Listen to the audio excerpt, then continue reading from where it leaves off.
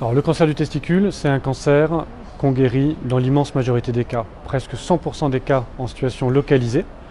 En revanche, à peu près 80% des cas lorsque la maladie est métastatique, lorsqu'elle a diffusé. C'est une des grandes victoires de la cancérologie des années 80 et 90.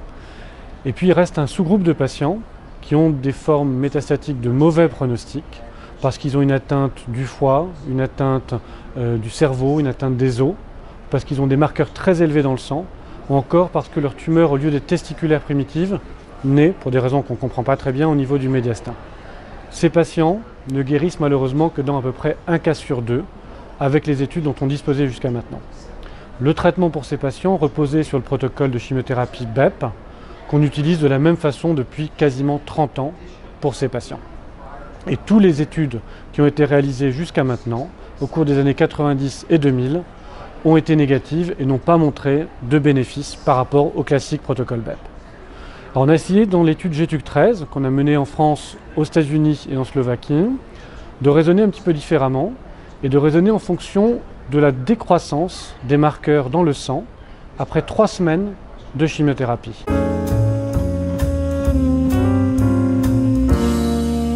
Dans cette étude, on donnait à tous les patients un cycle de chimiothérapie.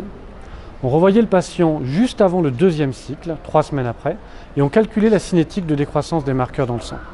Si cette cinétique était très bonne, on continuait simplement le protocole BEP, le protocole prévu, et on a pu montrer que ces patients, en fait, même s'ils avaient un mauvais pronostic au départ, en fait, ils guérissent pour la grande majorité d'entre eux. Puis en revanche, pour les patients qui avaient une décroissance défavorable, eh bien, ces patients étaient randomisés entre la poursuite du protocole BEP et une chimiothérapie plus intensive, en utilisant 6 médicaments de chimiothérapie et non pas seulement 3. Et ce que l'on a prouvé dans cette étude, c'est que si effectivement on intensifie le traitement pour ces patients vont guérir plus souvent. Ça, on l'a démontré de manière très claire, la survie sans progression est clairement améliorée. Et puis même en termes de survie globale, on gagne avec une réduction du risque de décès d'à peu près 30% et un différentiel en termes de survie globale d'à peu près 10%. Et c'est très important parce qu'il s'agit de jeunes patients qui ont typiquement 30 ans. Et donc on va non seulement sauver leur vie, mais sauver leur vie avec la nécessité de moins de traitements parce qu'ils n'auront pas besoin de recevoir un 2e traitement de rattrapage, qui peut être très lourd bien sûr, pour arriver à la guérison. Donc pour ces raisons, pour nous en France, ces données changent les pratiques et on utilise maintenant systématiquement cette technique pour ces jeunes patients.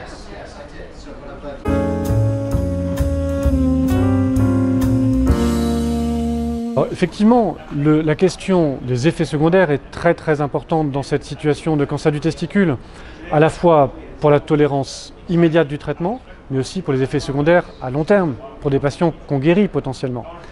Et la bonne nouvelle dans l'analyse qu'on vient de présenter aujourd'hui, c'est que oui, il y a plus d'effets secondaires immédiats quand on utilise 6 médicaments au lieu de 3, bien entendu, et on l'avait déjà montré il y a 3 ans. Mais la bonne nouvelle, c'est que cette toxicité est réversible avec le temps. Et quand on regarde à 4 ans, 5 ans, 6 ans, eh bien on ne voit plus de différence de toxicité entre les 2 bras de traitement.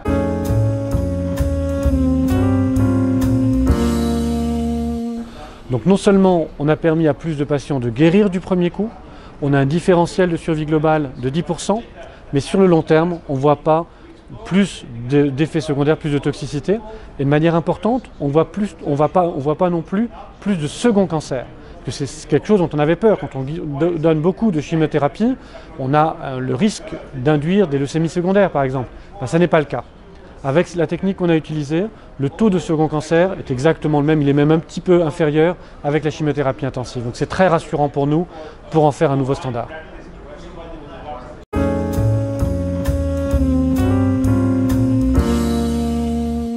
Alors, le cancer du testicule ou les tumeurs germinales en général, on considère en France qu'il y a à peu près 1500-2000 nouveaux cas tous les ans.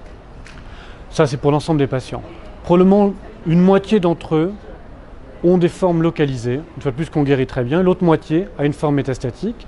Et parmi ces patients métastatiques, à peu près 15% d'entre eux ont des formes de mauvais pronostic. Donc en France, c'est probablement à peu près 100 patients, 150 nouveaux patients tous les ans. Une fois de plus, c'est important, même si c'est relativement rare, ce sont des jeunes patients, toute vie sauvée, c'est finalement 50 ans de vie derrière que l'on a sauvé.